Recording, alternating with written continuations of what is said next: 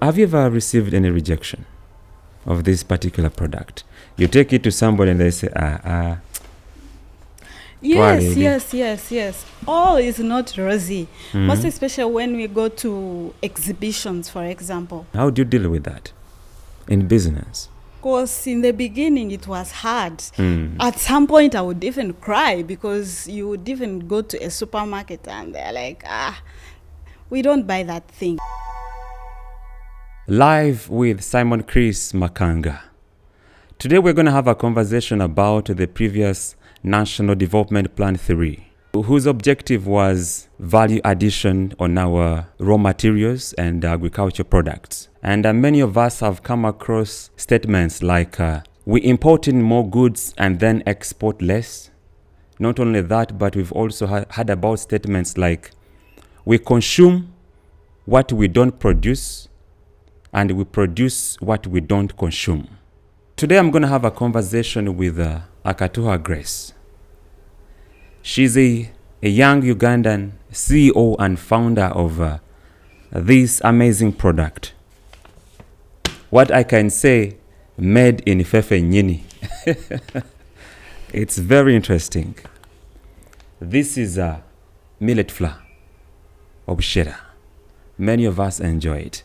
Grace, it's a pleasure to have you on Live with Simon Chris Makanga. Thank you so much. This is an amazing product, and I'm sure you're the Kikazi. True. So why the millet? Why millet? It's quite a long story. This happened way back in 2019. That's when this idea was birthed. I used to work in Fort Poto, that is Western Uganda. I had a friend whose child was diagnosed with diabetes. Okay. At the time, you know, as we were growing up, diabetes used to be a disease for the rich. But the fact that she was my friend, I had to find out, you know, when she went to hospital, what did they recommend. So with diabetes, one of the ways to manage it is how to manage your diet. So among the foods they recommended was millet. As I said, that was 2019. It was around January. It was the beginning of the year. But in the same year, again, fate now hit me. My own mom was diagnosed with diabetes. And where I come from Western Uganda. In most cases, as a firstborn, you're also part of the caretakers of the family. So as we moved several hospitals, seeking for medication and treatment, also millet came in the picture as one of the foods that she could eat and would not spike the sugar levels. So that is the point I started looking at millet as not just millet. Because right now you find every one of us has somebody or knows somebody who has diabetes. It has become an elephant. They call it an elephant in the room. So that is a point I started looking at millet in a different perspective. It is not just food, it is medicine. But how did you now turn it out to be a business? As I said, towards the end of the year, when my mom was also diagnosed with a disease, now I had to take it on seriously. I had to think of a way to expand it to benefit many more other Ugandans. Okay. Yes. How long ago was that? That was 2019. It started in 2019, but of course during COVID, things were not so serious. And during COVID, because I had, before COVID, I had started sourcing the grains from some farmers. And one strange thing about millet, we do not have commercial farmers. So you find by the time you collect 100 kilograms, it is not from one farmer.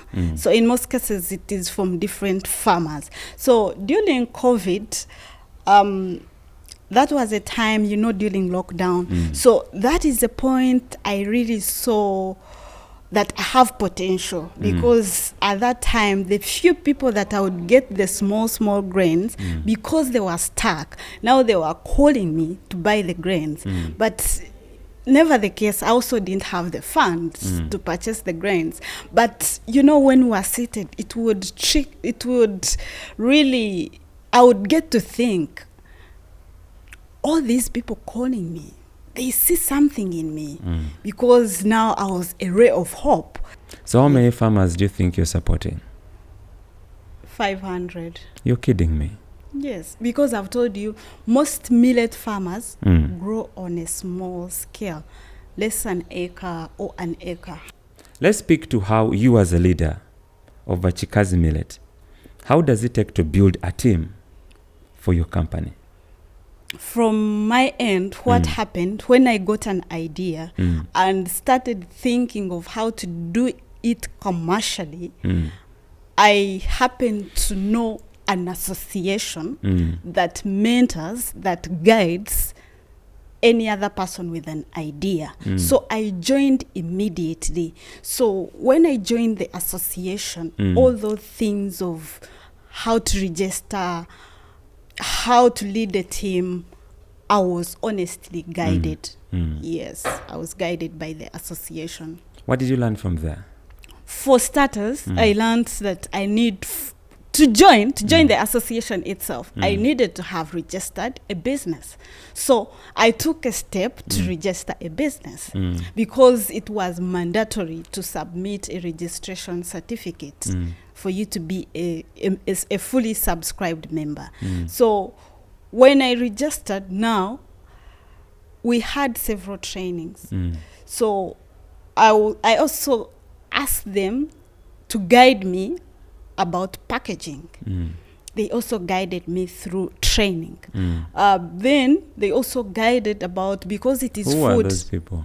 That is Uganda Small Scale Industries Association. Okay. Yes.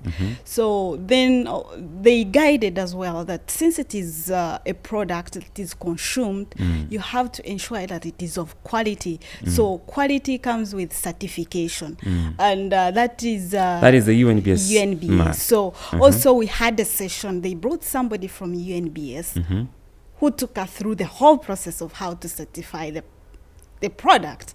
And we did it there and then through their guidance, how to sign, how to register on their portal, what they require, all those requirements. So would you say that you're blessed, or there is a couple of hard works? Not really blessed. I feel you don't need to move alone. Even though you have an idea, you need mentorship. You need to be guided. Because, for example, when it comes to compliance, you may not know it on your own.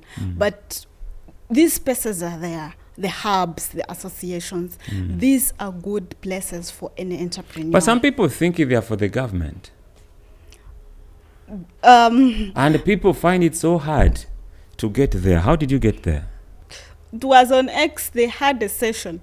I was scrolling. Actually, I didn't know about Twitter Spaces. I had never listened to any. So because, I had nothing to do. It was COVID time. We are not going anywhere. So I had to listen in. I actually tapped on it accidentally, and I heard people talk. I'm like, okay. But then I found it amazing. Yes, so I would encourage any entrepreneur, even though you have an idea, go out there to this association. There are several around. It's not about government. And of course, who is government? It's me and you. So they are for the good of us and for your journey. So to me, an association and different hubs have been my mentors that have really guided me to take different paths. So do you feel like you have contributed to the National Development Plan theory? Absolutely, because right now I do 2 tons a month. What? By the time you collect 2 tons of millet, you've supported more than 100 farmers, because millet is grown on small scale, less than an acre or an acre. So, and those who do plant it, if they've planted an acre and they've collected, for example, 500 kgs, they will not sell the whole of it, because remember, it's a staple food within our home. So if somebody has collected 500 kilograms, like in our Chinyankole culture, you first send, if it is my mom, she'll send to the sister some 50, somebody 50 kilograms. So what remains is little for sale, and in most cases they sell, maybe if it is school fees time, they are looking for income. So it's not grown on commercial scale. So by the time, so how do you source for it? The farmers in any business, even if it is not only millet, there is always a middleman. So in every district you find a store, somebody who deals with grains, beans, maize, coffee, and millet. There is always a store in each and every district and each and every trading center. So you can penetrate through the chain. It's not hard. But of course, the best idea is, like what I'm working on right now, is to have your own farmers profiled. I'm in process to do that. But it's not hard to get the grains. They are available. They are available. So even if you went to a small Where are you trading, getting them from? Which districts? There are three districts: Bushenyi, Lukunjili, and Barara. So how do we get this to the markets? So I source the grains from Western Uganda. I bring them here. I do now the cleaning. Yes, they are half cleaned by the time they are brought this side. So is it only for those who are diabetic? No. It's for everybody. Everyone can take millet. It is actually healthy. From a toddler to an adult. Even the elderly. Yes, even the elderly. It is one of the healthiest cereals that we have. So what around. will I benefit if I take it? Oh, a lot, because it has proteins. It has iron, for example. Iron contributes to, your blood health. It has calcium.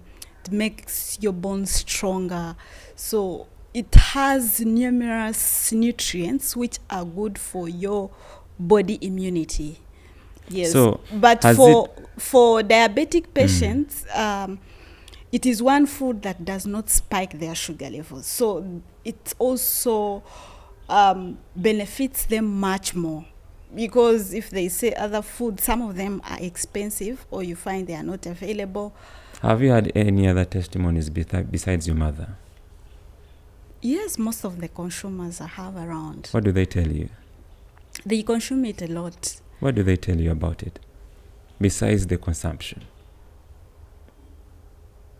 They depend on it. It's like medicine.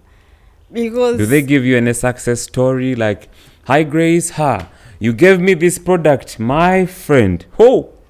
It's working"? Do you get such comments? No. What I get is, at times somebody calls you at midnight or at 2 in the morning a.m. and it's like, "Grace, I'm sorry to call you at 2, but without this thing, my patient may not live." You're kidding me. I hope you're not throwing a business line here. No, what I mean, they are trying. Of course, they are not. Is it true they call you and they tell you that? Yes, of course. What I'm saying, it's not that somebody is saying they are going to die without it. So how do you feel when they call you? And so they when tell he you calls me things? and he's like, "I'm sorry to call you this late, but without this thing, my patient may not live up to the next day." But of course, he's meaning, make sure you supply definitely on time. True. Tomorrow morning. True. So it really shows that there are people who cannot do without it. How do they make you feel? Such comments, I mean. It makes you think that you're not just producing just for just. It shows that there is an attachment to it. Yes. And that category. There are also the nursing mothers. For them, enakawele, they have to consume porridge. Also, they say that you have enough breast milk. But the whole idea is about when you've given birth, you need to keep your immunity strong, you need more energy, so they keep hydrating themselves. So there's also that category of people. They consume it, they will also call you even if it is done at 2 a.m. Wow. I know, have you ever received any rejection of this particular product? You take it to somebody and they say, Yes. All is not rosy. Most especially when we go to exhibitions, for example. When you go to an exhibition, I've learned that most of the young people here, of course, the generation that has been born the other day, they don't know millet. So they think it is this other traditional local food. So when you're trying to say, oh, millet is good, they're like, what are you talking about? So you get that negativity from them. So it's there. How do you deal with that in business? Because in the beginning it was hard. At some point I would even cry, because you would even go to a supermarket and they're like, we don't buy that thing. But as I told you, because I belong in an association that offers different types of training. For example, we had a training about how to handle rejection, how to guard your mental health when you get rejected, when you get a no. So, as I said, when somebody guides you. So what is that you learned? What did they tell you? Number one, I learned that not everyone is your customer. Number two, understanding your target markets. Okay. I'm producing this one, but whom am I targeting? Okay. Because at times you get a rejection because it is you've sold a wrong person. If somebody says no, it's not the end of the life. You can get another person who will say yes. Even if the 8th said no, you never know. Keep going. You will get a 9th or a 10th person who will say yes. Grace, are you so aggressive? I believe in myself.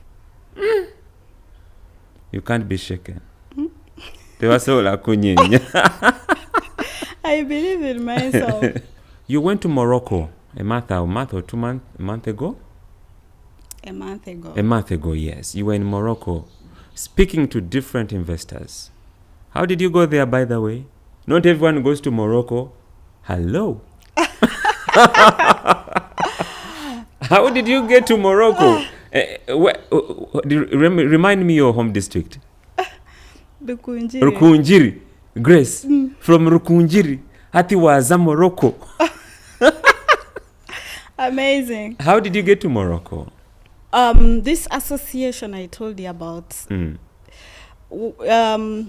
it also works with different partners. So once there is an opportunity, they connect you. So associations do lobbying for its members, trainings, and they expose you for networking events. So in this case, as a member of an association, there was an accelerator program by a different hub, that is Hive Corab. So we were notified about that. They just posted a flyer and a link to apply for the accelerator program, because an accelerator program also makes you investor ready. Why do you think you're selected to go to Morocco? Amongst all so many entrepreneurs, why do you think you were selected? We have the best products on market, that is millet. Why? As I told you, there are 42 million people who die globally because of non-communicable diseases. And World Health Organization recommends one of the ways to curb down or to prevent ourselves from getting those diseases is eating healthy organic foods. And so foods like millet. So I found myself able to go because I'm dealing with something that is healthy, organic, And it is available, and also it is medicine, as I told you. So that's why I'm saying I had the best product.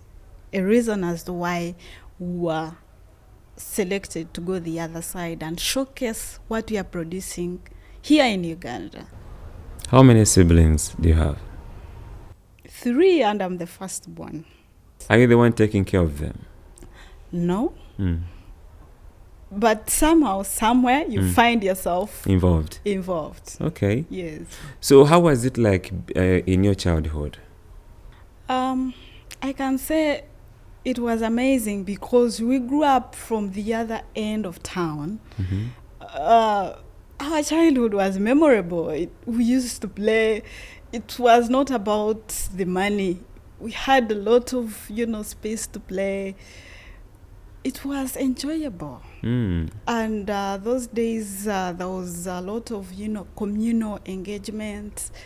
And the fact that I've told you my mom is a teacher, we always had people at home at times, even during holiday for coaching.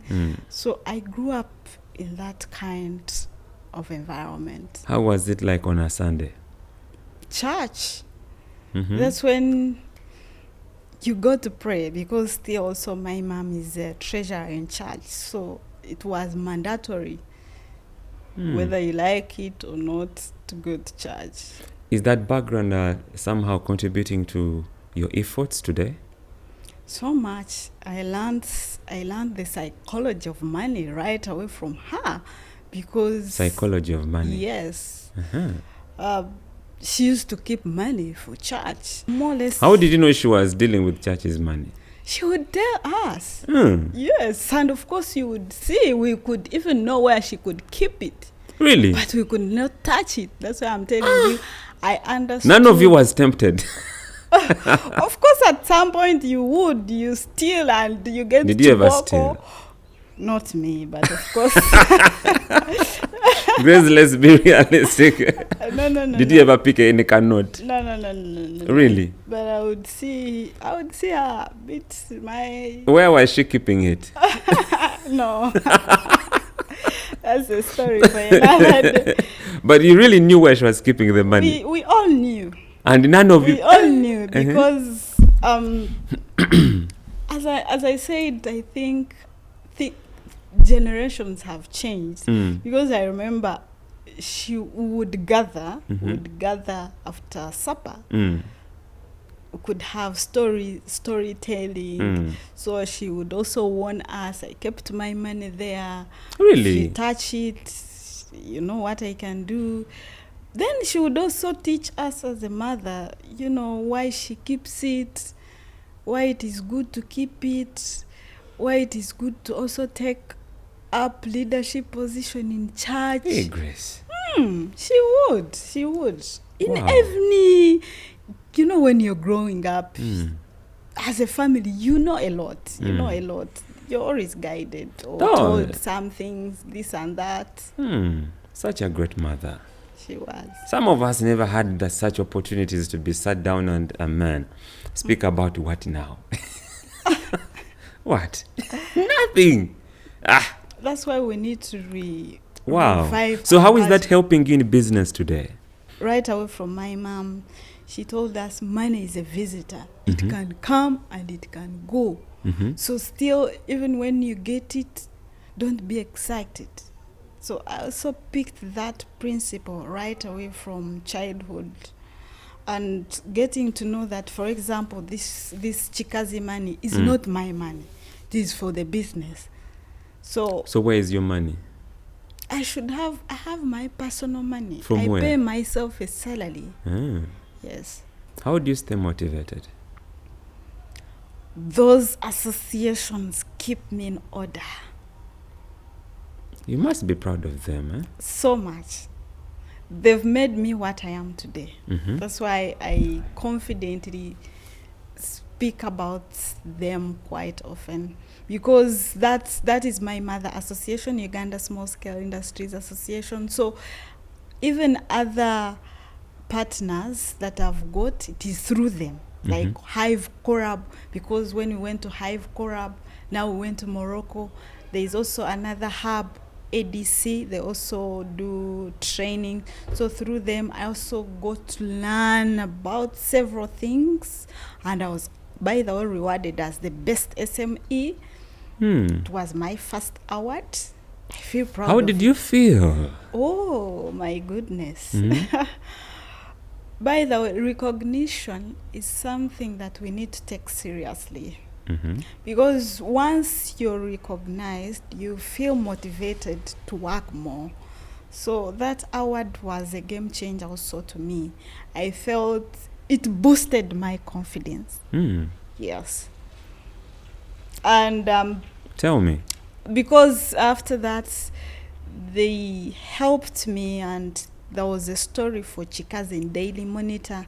So that was also like a turning point in life. So now people would reach out, oh, we've seen Kikazi. So when when people see a story, there is a way people start buying. To believe in you. Yes, they believe in you like more. Like it's authentic. Yes, they feel it is original, it is authentic, it is true. So that story, many people reached out to me, so now they would buy the product. So there was a shift in your business. Yes. Wow. Now I will ask you the same question, Grace. Do you feel blessed, or you feel you're working too much? There are two things. I feel blessed, but also I feel I am in a right place of mentors. Yes, those two things. Who are those mentors that you feel proud of? There are three. There is an association, then there is ADC, that is Agribusiness Development Center, then there is Hive Corp. Okay. Of all of those three, choose out one person. Okay, you can't even do two that you feel proud of. This is a good platform for you to shine a light on them. Who are those people? By name. Two from all those three organizations. There is Olivia. By full name. I may not. Their full names. Alija. She's called Alija Olivia. What do you like about her? She pushes me even when I'm down. And she always tells me, I believe in you. You can do this. So it gives me much energy. Yes. Another one? Another one is called Caro Miguda. What do you like about her? She insists on you. There's a way she exerts something like pressure for your own good. Another one. There is Teddy. Teddy is a gentleman. What do you like about him? Or what did you learn from him? There's a time I did a presentation. I submitted a document that is a pitch deck, and he told me, no, this is not your work. Not your work. Yeah, meaning I need to polish up. You know, also when somebody earmarks your weakness, that person makes you better. Yes, so he's also an amazing person. How do you deal with a disappointment in business? I move on. Just like that? I first, at times you breathe in and out, you think through, but then I've learned that I need to guard my mental health. I don't need to be so stressed. So I move on. What practices are you doing for your mental health? Yoga. I learned practicing meditation, sitting down in a quiet place, and you open your mind. To what? Tell me. Let's run into your mind today, Grace. At times you have a bad day, honestly. For example, as I deal in grains, at times, for example, there was one bad scenario as we were transporting the grains from Western Uganda to here.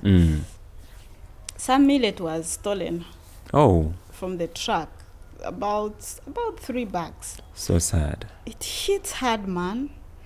That is, it was about 3 million. It hit hard. And of course, at that point, when you get to know stock is stolen or is missing, even if you blame so and so, you will not recover it. It's gone. It's gone. But then it hits you.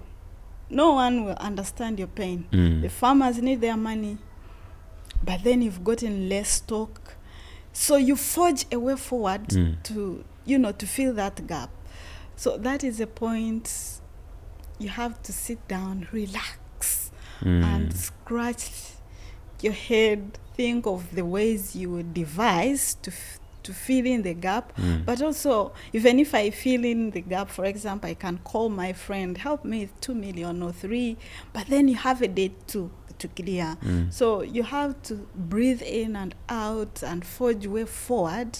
I've landed into this loss, but how do I go about it for it not to happen again? Because I learned from the training that once a loss happens, don't concentrate on the loss. Concentrate on ways to prevent it from happening again. Because if it hits you now, it shouldn't hit you tomorrow unless it's a calamity, like maybe a flood that is totally beyond your control. But if it is within your control, okay, you may not control completely, but you tighten the knot, You really remind me of an old saying that the Hercules who attempted to kill the Hydra, you can call it the beast, for the very first time, he despaired it when he realized that every time he cut off one head, 2 would grow in the same place. And therefore he said that killing a beast may not be possible if it only gets stronger by every wound it gets. Sometimes in business, I think and I feel that we tend to chase something that doesn't belong to us, but we insist on it. But instead of giving up and chase what belongs to you, probably would be a good option. True. You cannot kill the beast if it only gets stronger by the wound that it gets. So how did you walk out from that 3 million loss? I realized now, if I'm to transport goods, I used to be not to mind about, also the turn boys. We call them turn boys. I know them very well. They are the heart of the business. Because, tell me. Yeah, because it is that boy who will protect your stock or your money from wherever it is coming from. Most especially to us who do not, like, you do not own a truck that you're in control. The driver is yours, is accountable to you. So in this case, you're just hiring a service. So I need to know that boy. Business and family. How do you balance the two? You have a team to lead the other side. You have children to look after. You have a man to look after. You have yourself to look after. You have your mental health to look after. How do you do all the things? One thing I know, I don't need to die empty. We have one life. We have one planet. So I need to know that I have my children. They need my time. If we are working from 8 to 5, if I get home, it is home. So this also goes back to my mentoring hub, that is ADC.